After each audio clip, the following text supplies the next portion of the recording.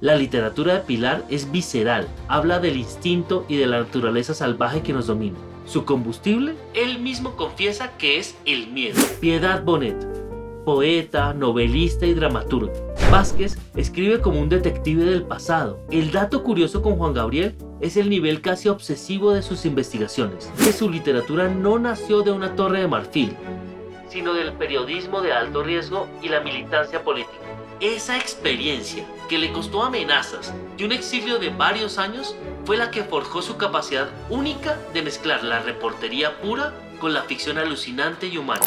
Mendoza opera como un auténtico ermitaño urbano. Ya somos el olvido que seremos. ¿Qué hace que un artista decida encerrarse a crear un mundo entero para los demás?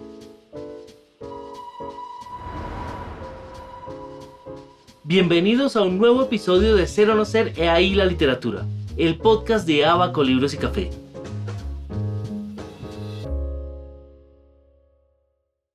Hace un tiempo en este espacio hicimos un viaje hacia atrás en el tiempo para sumergirnos en la historia de nuestros escritores clásicos colombianos. Analicemos esas mentes míticas que moldean nuestra identidad y que hoy habitan en los libros de textos escolares. Si quieren ver ese episodio, lo pueden encontrar acá. También les dejo el link en la descripción de este capítulo, o pueden buscarlo en nuestro catálogo. Es el prólogo perfecto para lo que haremos hoy, porque hoy cambiaremos de perspectiva. Hoy dejamos de lado la nostalgia histórica para hablar de la literatura que está respirando ahora mismo, en las calles que pisamos hoy bajo el ruido del tráfico actual. Hoy vamos a hablar de autores colombianos contemporáneos que están sumamente vivos, vigentes y que esconden datos curiosos sobre cómo opera su genialidad en pleno siglo XXI. Ricardo Silva Romero y el mapa del laberinto. Empecemos con un bogotano incansable, Ricardo Silva Romero. Es probable que conozcan sus columnas o novelas fundamentales como Historia Oficial del Amor o Mural. Silva es un arquitecto de las emociones cotidianas, pero su proceso creativo esconde un detalle fascinante. Para retratar el caos del país, necesita una mente milimétricamente ordenada.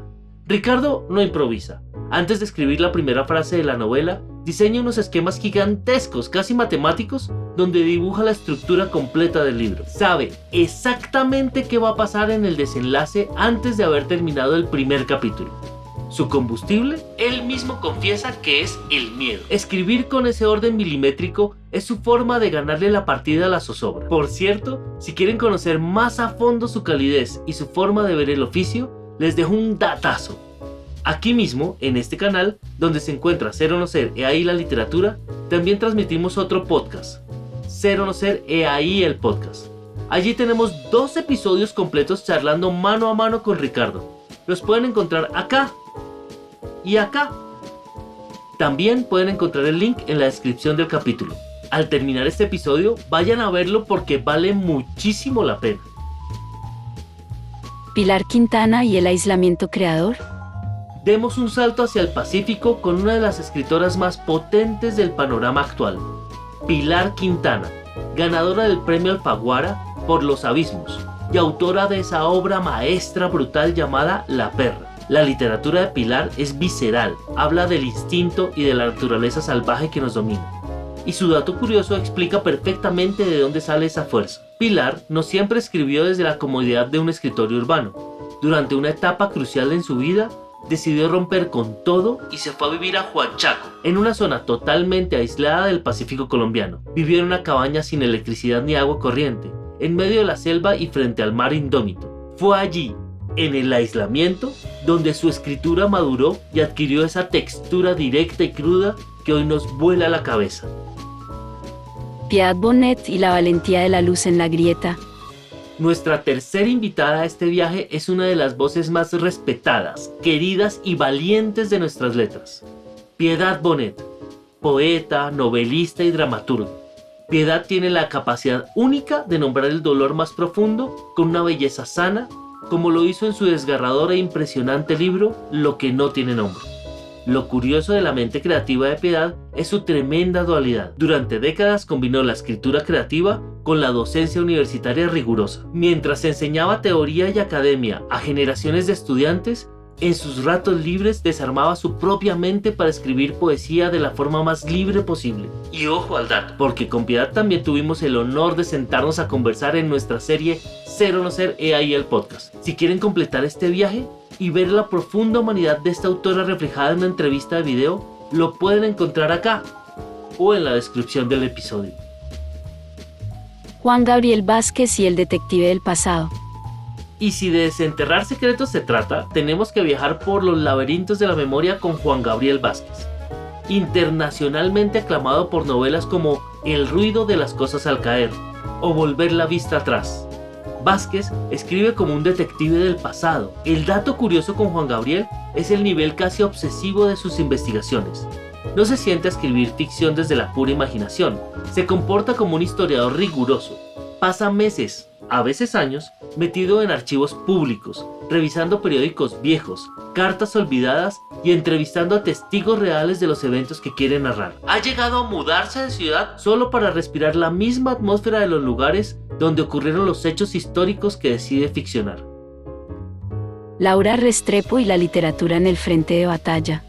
Y hablando de meterse en los lugares de los hechos, no podemos dejar por fuera una de las escritoras más determinantes e internacionales de nuestro país, Laura Restrepo, autora de obras fundamentales como Delirio o Canción de Antiguos Amantes. El dato curioso e impresionante de Laura es que su literatura no nació de una torre de marfil, sino del periodismo de alto riesgo y la militancia política. En los años 80 fue nombrada como miembro de la Comisión Nacional de Paz, mediando directamente en negociaciones entre el gobierno y la guerrilla del M-19. Esa experiencia, que le costó amenazas y un exilio de varios años, fue la que forjó su capacidad única de mezclar la reportería pura con la ficción alucinante y humana. Laura escribe porque ha visto la historia cara a cara desde el epicentro del conflicto. Héctor Abad Faciolince y el archivo del afecto. Viajamos ahora a Medellín para hablar de Héctor Abad Faciolince. Su nombre está grabado en la historia de nuestra literatura gracias a El olvido que seremos, un bellísimo y doloroso homenaje a su padre. Pero detrás de este libro hay un dato curioso, desgarrador y luminoso. Cuando su padre fue asesinado en 1987, Héctor encontró en el bolsillo de su saco un papelito con un poema copiado a mano que empezaba con la línea "Ya somos el olvido que seremos". Héctor guardó ese papel como un amuleto sagrado y un enigma durante casi 20 años. El libro no solo nació del duelo, sino de la necesidad obsesiva por entender ese trozo de papel y de salvar la memoria de su padre a través de las palabras exactas. Su método creativo viene de un profundo archivo del afecto. Mario Mendoza y el mito del ermitaño urbano. Para cerrar nuestro viaje de hoy, el cronista de la Bogotá subterránea y gótica, Mario Mendoza. Desde Satanás hasta sus novelas gráficas actuales, Mendoza ha logrado convertirse en un fenómeno de masas absoluto en todo el país. Su dato curioso radica en la mística de su figura. En una época donde los escritores están hiperconectados en redes sociales mostrando su día a día, Mendoza opera como un auténtico ermitaño urbano. Durante sus periodos de escritura se aísla de forma radical. No maneja redes sociales para el día a día descontrolado y se sumerge por completo en la dinámica de la calle, hablando con gente del centro a altas horas de la noche. Su paradoja es fascinante. Para ser el escritor más leído por los jóvenes en Colombia, su método consiste en volverse invisible. La literatura está respirando. 7 autores vivos, 7 mentes que respiran, cuestionan y publican ahora mismo. De hecho, pueden encontrar fotos de la mayoría de ellos en nuestro mural de la librería. Les recomiendo ir, tomarse un café, enamorarse de cualquier libro escrito por estos artistas o cualquier otro y jugar a buscarlos en el mural. Desde los mapas de Silva Romero, La selva de Pilar Quintana, pasando por la poesía de Piedad Bonet, los archivos de Juan Gabriel Vázquez, el frente de batalla de Laura Restrepo, la memoria filial de Héctor Abad y el nomadismo de Mario Mendoza. Nuestra literatura actual está latiendo en las calles.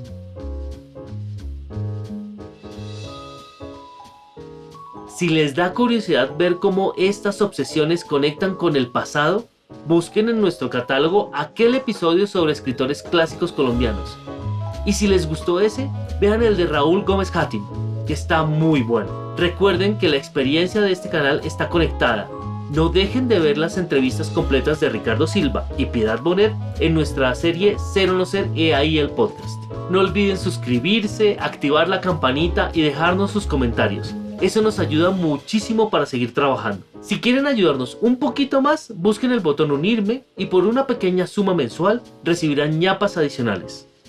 Nos escuchamos en el próximo episodio.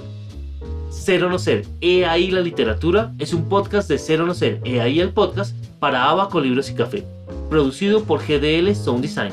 Hasta pronto.